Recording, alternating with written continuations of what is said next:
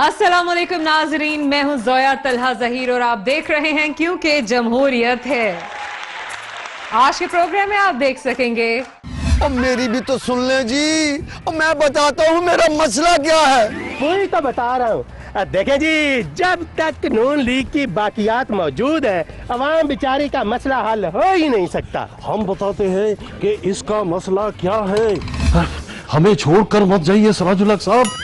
हम आपसे वादा करते हैं कि एमएमए में जमात इस्लामी की वैल्यू तरक्की करके टींडे से टमाटर हो जाएगी। आपके सामने एक बड़ा सा गोल व्हील है। व्हील के साइड में एक रेड बटन है। हाँ है, दबा दिया। नहीं दबाना था।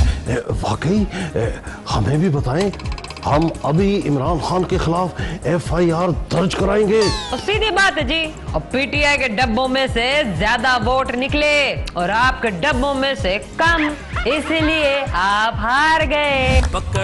शहबाज शरीफ ने कहा है कि अगर मियां साहब को जेल में कुछ भी हुआ तो जिम्मेदार हुकूमत होगी। भाई हुकूमत क्यों जिम्मेदार होगी? हुकूमत ने तो उन्हें पाकिस्तान में किसी भी जगह इलाज करवाने की पेशकश की है, और अगर लंदन कहीं पंजाब में होता तो हुकूमत उन्हें इलाज के लिए वहां भी जरूर भेज देती। हमारे सियासतदानों के नजदीक आवाम का असल मसला क्या है, आइए देखते हैं।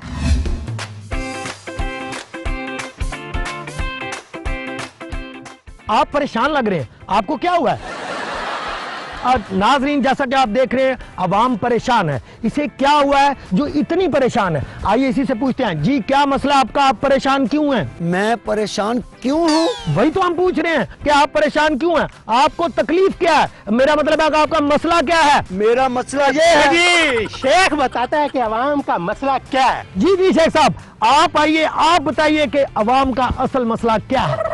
देखे जी, पूरे 35 साल हो गए मियां नवाज शरीफ एंड कंपनी ने मुल्क लूट घसूट कर अवाम का बेड़ा गर्क कर दिया। अवाम की ऐसी हालत कर दी है जैसे क्रिक्की में जाने के बाद चूहे की हालत हो जाती है। अब मेरी भी तो सुन ले जी, और मैं बताता हूँ मेरा मसला क्या है। वही तो बता रहा हूँ। देखे जी, जब तक नून लीग की बाकियात मौजूद है, अवाम बेचारी का मसला हल हो ही नहीं सकता। हम बताते हैं कि इसका मसला क्या है। जी जी मौलाना साहब, आप बताइए कि इसका अवाम का असल मसला क्या है। इस शख्स का दुख ये है कि आज मौलाना फजलुर रहमान कश्मीर कमेटी का चेयरमैन क्यों नहीं है। इसी परेशानी में इसका ऐसा हाल हो गया है जैसे शादी वाले घर में घर दामाद का होता है। ओ मेरी भी तो सुन ले जी, मेरा मसला क्या है। क्या बात करते हो? क्या बात करते हो? मैं बताता हूँ इसका मसला क्या है। जी नाज़रीन, साबिक खादमे आला साहब हमारे साथ हैं, वो बताएंगे कि अवाम का असल मसला क्या है। जी खादमे आला साहब, बताइए अवाम का असल मसला है क्या? सुने, ये परेशान है।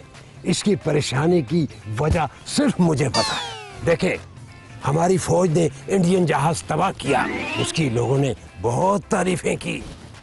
और मेरे पाजी नवाज शरीफ, उन्होंने PIA तबाह किया, स्टील मिल तबाह की, एक एक करके सारे इदारे तबाह किए। लेकिन मेरे पाजी नवाज शरीफ की किसी ने कोई तारीफ नहीं की, कोई तारीफ नहीं कर रहा।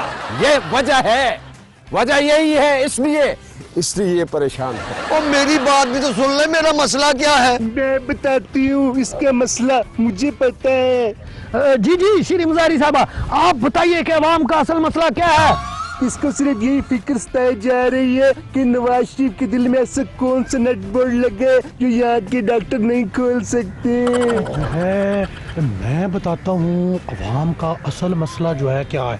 जी जी राना सनाउल्लाह साहब हमारे साथ हैं। राना सनाउल्लाह साहब, आप बताइए कि अवाम का असल मसला क्या है। जो है अवाम का असल मसला ये है कि जो है इसने तब्दीली के साथ जो है निकाह तो कर लिया है, लेकिन जो है तरक्की में से औलाद ही नहीं हो रही। और नहीं जी, मैं बताता हूँ ना कि मेरा मसला क्या है। जी नाज़रीन, जैसा कि आप देख रहे हैं कि मुल्क के नामवर सियासतदान अवाम के असल मसले की निशानदेही कर रहे हैं। ये वफाकी वज़ीर खजाना जनाब असद उमर साहब भी आ गए हमारे पास। ये बताएंगे अब कि अवाम का असल मसला क्या है। जी असद उमर साहब, आप बताइए कि आपकी नजर में अवाम का असल मसला क्या है। अवाम का असल मसला ये है कि ये परेशान है। ये इसका मसला है कि ये परेशान है। मेरी बात तो पूरी सुन लें। मैं कह रहा हूँ कि इसका मसला ये है कि मियां नवाज शरीफ ने जो पैसा लूटा था वो वापस कैसे देगा। और नहीं जी, और मेरी भी तो सुन ले। एक मिनट मैं बताता हूँ बाबा, मैं बताता हूँ इसका मसला क्या है, मैं बताता हूँ।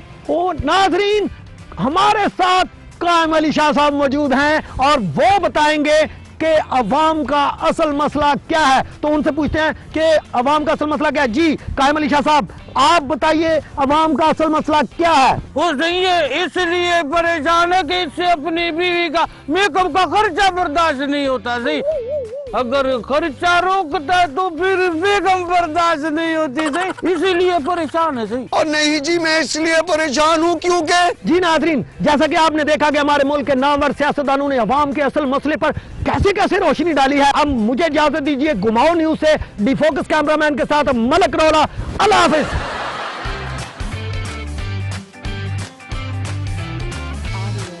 और मेरा मसला तो सुनते जाएं। और मेरा पहला मसला ही यही है कि मेरी यहाँ कोई सुनता ही नहीं।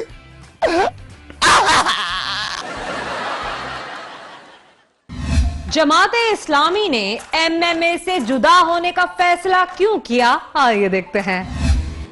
मेरा साफी भाइयों, जैसा कि आप लोग जानते हैं कि जमात इस्लामी की मजलिस शूरा ने यह फैसला किया है कि आज से जमात इस्लामी के और एमएमए के रास्ते जुदा हैं। मेरा भाइयों, एमएमए में जमात इस्लामी की वैल्यू ऐसा रह गई थी जैसे सब्जियों में टिंडे की होती। इनका मतलब है कि टके की वैल्यू नहीं रह गई थी। हमें छोड़कर मत जाइए सराजुल हक साहब। हम आपसे वादा करते हैं कि एमएमए में जमात इस्लामी की वैल्यू तरक्की करके टिंडे से टमाटर हो जाएगी। हमारा मतलब है सराजुल हक साहब, हमें छोड़कर मत जाएं। हम आपसे वादा करते हैं कि अगली बार अगर हम वजीर आजम बन गए तो हम आपको सदर पाकिस्तान बना देंगे। नहीं, हम आपको वजीर खजाना बना देंगे।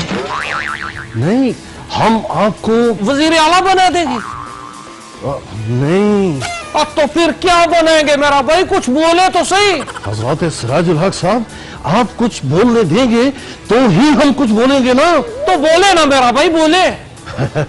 हम अगर वजीर आजम बन गए तो हम आपको अपोजिशन लीडर बना देंगे। नहीं मेरे भाई, नहीं। ये आप लोग क्या पहेलियां बुझा रहे हैं? सीधी तरह बताएं कि सिराजुल हक को आप क्या बना देंगे? हजरत सिराजुल हक साहब, हम अगर वजीर आजम बन गए तो हम सिराजुल हक साहब को अपना पीर बना देंगे।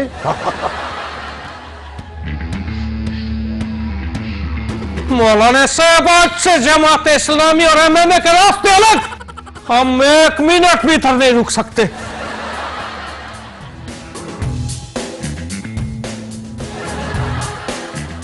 चले छोड़े मौलाना साहब, अब चलते हैं। आइए चलें, अब हमारे रास्ते अलग अलग हैं। आइए मौलाना साहब।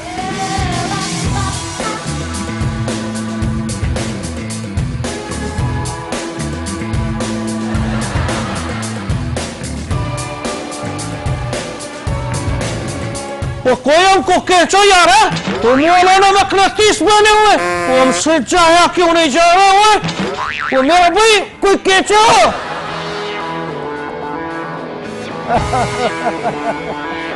एक मिनट,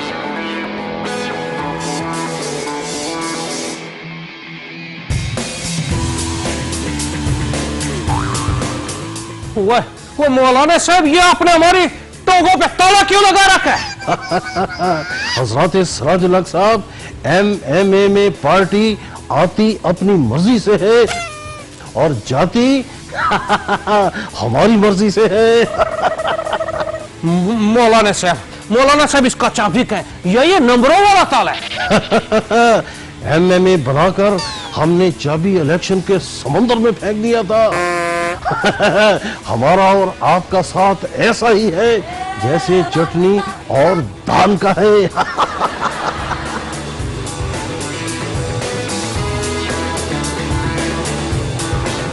कैचो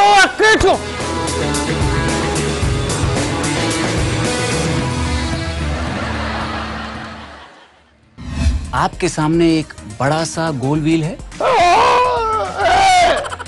व्हील के साइड में एक रेड बटन है। दबा दिया। नहीं दबाना है। वाकई हमें भी बताएं, हम अभी इमरान खान के खिलाफ FIR दर्ज कराएंगे। तो सीधी बात है जी, अब PTI के डब्बों में से ज्यादा वोट निकले और आपके डब्बों में से कम, इसीलिए आप हार गए।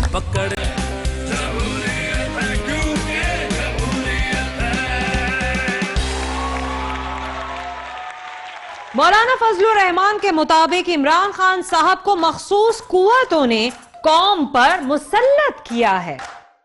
मौलाना साहब, आप तो खुद एक लंबे अरसे तक कश्मीर कमेटी के चेयरमैन रहे हैं।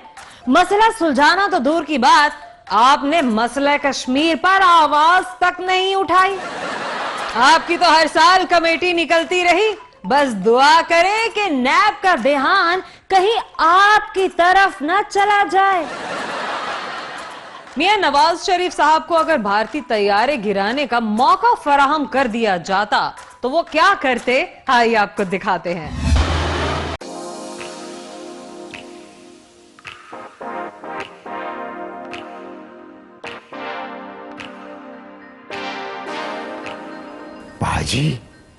बाजी कोई भारतीय तैयारा नजर नहीं आ रहा जिसे हमने गिराना है। शहबाज, तुम वाकई भोले हो या जानबूझ के बने हुए हो? हम भारतीय तैयारा गिराने के लिए नहीं जा रहे, हम लंदन फरार हो रहे हैं। क्या बात करते हैं पाजी? अगर लंदन ही जाना था तो मुझे पहले बताते, मैं हमजा को भी साथ बिठा लेता।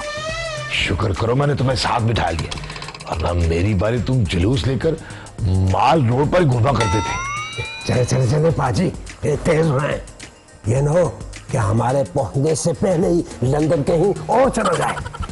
जाने से पहले 1-2 मिसाइल बनी गाला पर फेंक कर जाएंगे। ठीक है पाजी, जहाज को बनी गाला उतार दे। उतार लूं?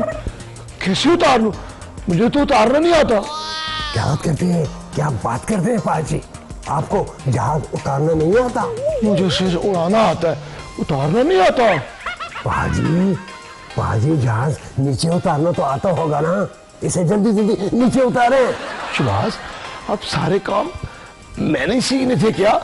तुम भी कुछ करो, मुझे क्या पता जहाज कैसे उतारना है। किसी से मदद ले लेते हैं पाजी। हेलो।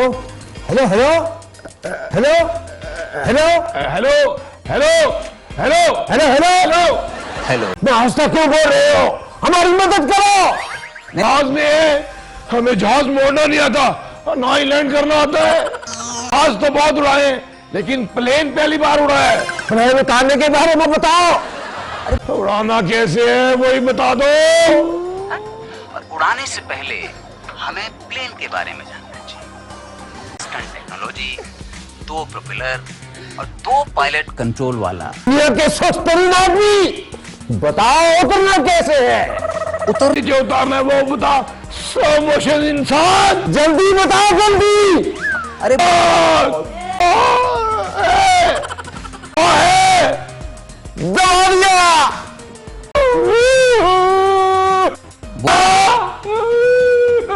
मेन इंजन बंद हो गया क्या? थैंक्स गॉड, दूसरा इंजन चालू है। नहीं चलेगा क्या? बताने का कोई तरीका बताओ। और इतना तो इमरान खान ने नहीं रुलाया जितना तुम रुला रहे हो। अरे जिंदा बचूंगा तो शांति रख सकूंगा ना। पता नहीं शांति शादी के लिए मानती भी है कि नहीं। और शबाज, तुम्हें यहाँ भी एक और ब्याह जाने की सूझी हुई है। और साइबेरिया के ठंडे रीछ नीचे उतरने का तरीका बताओ, जल्दी करो। थैंक गॉड रेड बत्ती चल रही है। Oh no! ओए अब क्या करना है वो बताओ।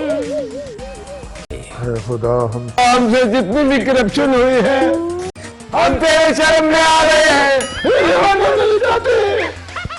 जी और पीटीआई के डब्बों में से ज्यादा वोट निकले और आपके डब्बों में से कम, इसीलिए आप हार गए।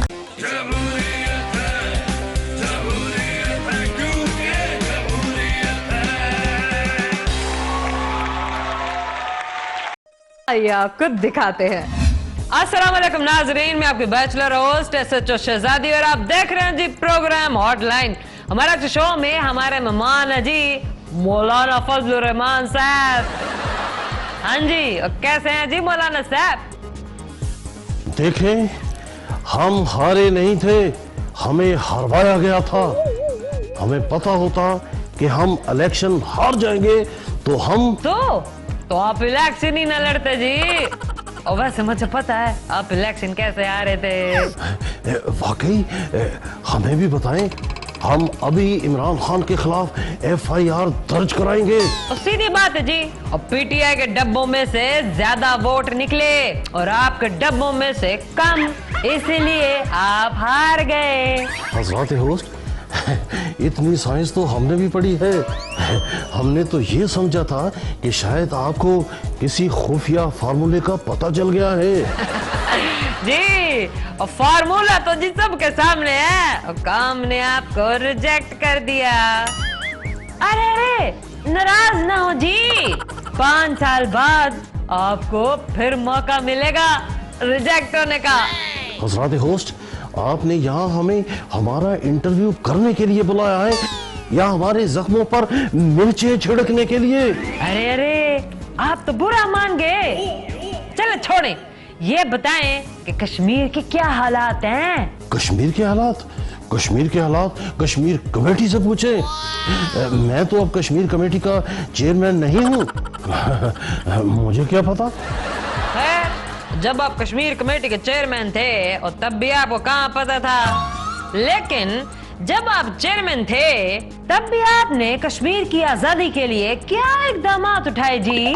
हमने कश्मीर की आजादी के लिए जंगी बुनियादों पर इकदाम उठाए।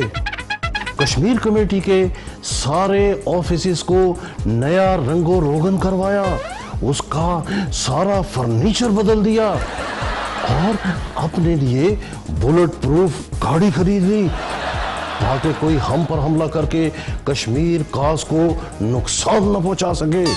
वाह वाह जी, आपकी इतनी जद्दोजहद के बावजूद भी भारत ने कश्मीर पर कब्जा नहीं छोड़ा।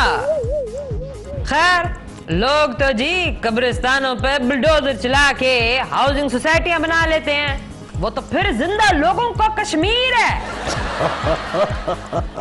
कब्रिस्तानों पर हाउसिंग सोसाइटियां? वहां तो फिर हर रात भूत पार्टियां हुआ करेंगी। चुड़ैलों का रक्स होगा। अरे नहीं मौलाना साहब, वो आजकल जिंदा इंसान और भूतों से ज्यादा खतरनाक होते हैं। और पुलिस शहरियों पे ऐसे डंडे गोलियां बरसाती है कि जैसे इंटरनेट पे कोई गेम खेल रही हो जी। तौबा तौबा, ये सब इस जाली हुकूमत की बरकत से है। इमरान खान की तब्दीली की मिसाल ऐसे ही है जैसे भैंस दूध देने की बजाय अंडे देने लगे। लेकिन आप भी तो मिलियन मार्च करने चले थे जी हुकूमत के खिलाफ, उसका क्या बना? हजरत सिराजुल हक साहब ने हमें धोखा दे दिया।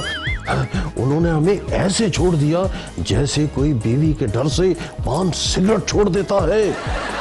हमने उनसे उधार ली हुई रकम वापस करने का वादा भी कर लिया था, फिर भी नहीं माने। उन्होंने सोचा होगा जितना नुकसान होना था हो गया है, इसी पे सब्र कर लें। वो आपकी तो एपीसी भी एक हफ्ता नहीं चली। हमने रीमा और शान को लेकर कोई पंजाबी फिल्म बनाई थी जो एक हफ्ता नहीं चली। और जी पंजाबी फिल्म भी हफ्ता 2 हफ्ता चल जाती है, आपकी एपीसी तो 2 दिन में फ्लॉप होगी जी। और इतनी फीकी एपीसी, और मीठा कम डाला था क्या? दरअसल एपीसी में नून ली की सारी दाल तो मौजूद थी, लेकिन उनका गुड़ हजरत नवाज शरीफ नहीं थे। हम एपीसी की गचक क्या बनाते, हमें तो कुछ कुछ दाल में काला लगता है। अजी नून ली की ना सारी दाल ही काली है, बल्कि 2-3 दाने होंगे जी दाल के, बाकी सारा तो पानी है। ओहो, आपने तो हमें बातों में लगा लिया, हमें तो जेल जाना था। और जेल में? वो आपकी भी खुफिया से निकल आए हैं क्या? ला हौल वला कुव्वत, भाई हमारा पेट ही हमारा सबसे बड़ा सासा है। हम तो मियां नवाज शरीफ साहब की जेल में अयादत के लिए जा रहे हैं। ओ मौलाना साहब, कहीं मियां साहब ने भी आपको रोक लिया कि इकट्ठे ही बाहर जाएंगे तो? ये तो हमने सोचा ही नहीं था, लेकिन हम भी मियां साहब से साफ कह देंगे हम आपको पहचानते ही नहीं है। देखें, अब हमें इजाजत दीजिए क्योंकि हमारा खाने का वक्त हो गया है। आज गफूर हैदरी साहब ने हमारे लिए खास तौर पर दुम्बा कढ़ाई बनवाई है। भाई हम तो जा रहे हैं। अल्लाह हाफिज। अल्लाह हाफिज। नाजरीन, मौलाना साहब तो दुम्बा कढ़ाई खाने चले गए हैं जी, हमें भी इजाजत दें। अपना रखिए ख्याल, अगले हफ्ते फिर मुलाकात होगी, फिर नए किसी मेहमान के साथ। अल्लाह हाफिज।